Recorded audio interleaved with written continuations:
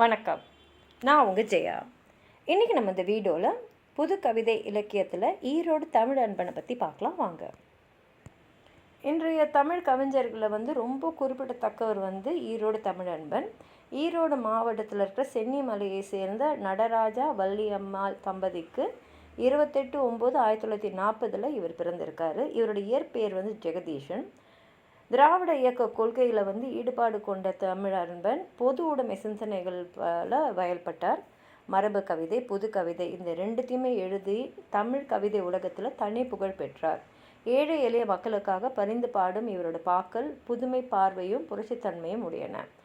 1000 அரங்கம் கண்ட இவர் கவியரங்க கவிதைகள், நாடகங்கள், புதினங்கள், சிறுகதை, குழந்தை இலக்கியங்கள், திறனாய்வு கட்டுரைகள், திரைப்பட பாடல்கள், சொற்பொழிவு, ஓவியம்னு பல துறைகளிலும் இயங்கிய பன்முக ஆளுமையராக இருக்கார். சென்னை புது கல்லூரியில் தமிழ் பேராசிரியராக பணியாற்றி ஓய்வு பெற்றவர். சென்னை தொலைக்காட்சியில் செய்தி வழங்குனராகவும் பணியாற்றியிருக்காரு. இவருடைய உன் வீட்டிற்கு நான் வந்தேன் வால்ட் விட்மன் என்ற நூல் புது கவிதை நடையில் அமைஞ்ச முதல் பயண இலக்கியம். 2004 வணக்கம் வள்ளுவர் நூலுக்கு சாகித்ய அகாடமி விருது இவர் வாங்கியிருக்காரு. புது கவிதையில் அமைந்த முதல் திறனாய்வு நூலாக இந்த நூல் கூறப்படுகிறது. ஜப்பானிய கவிதை வடிவமான சென்ட்ரியூவை ஒரு வண்டி சென்ட்ரியூ என்னும் தொகுப்பின் மூலம் தமிழ் உலகிற்கு அறிமுகப்படுத்தியிருக்காரு.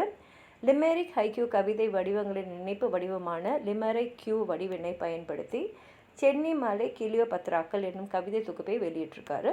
பழமொழியும் சென்ட்ரியூவையும் இணைத்து பழமொழியின்றியூ என்னும் கவிதை வடிவத்தையும் முதல் உருவாக்கினது இவர்தான். மேலும் கஜல் கவிதைகளையும் படைச்சிருக்காரு. தோணி வருகிறது, தீவுகள் கரையேறுகின்றன, அந்த நந்தனை எரித்த நெருப்பின் மிச்சம், ஊமை வெயில், என் வீட்டுக்கு எதிரே ஒரு எருக்கஞ்செடி, நடைமறந்த நதியும் திசை மாறிய ஓடையும் இதெல்லாம் இவர் எழுதின கவிதை நூல்கள். போலி குருமார்களை பற்றி இவர் எழுதிய நையாண்டி கவிதை இந்த மாதிரி இருக்குது.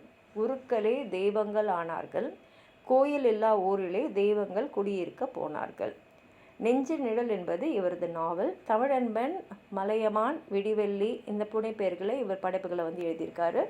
தமிழ்நாடு அரசோட கலைமாமணி விருது இவருக்கு கிடைச்சிருக்கு. உலக தமிழ் ஹைக்கூ மன்றத்தோடைய பாஷை விருதையும் இவர் வாங்கியிருக்காரு. கலைஞர் கருணாநிதி செம்மொழி தமிழ் விருதையும் இவங்களுக்கு கொடுத்துருக்காரு. அதுக்கு மேலே நாவலர் விருது இந்த மாதிரி விருதுங்கள்லாம் இவர் வாங்கி சிறப்பாக இருந்திருக்காரு. இவரை பற்றி இன்னும் ஏதாவது சொல்லணும்னு நினச்சிங்கன்னா கீழே இருக்கிற கமெண்ட் பாக்ஸில் எழுதுங்க. இந்த வீடியோ லைக் பண்ணுங்கள், உங்கள் ஃப்ரெண்ட்ஸோடு ஷேர் பண்ணுங்கள். சப்ஸ்கிரைப் பண்ணாதவங்களாம் ப்ளீஸ் சப்ஸ்கிரைப் பண்ணி சப்போர்ட் பண்ணுங்கள். நன்றி.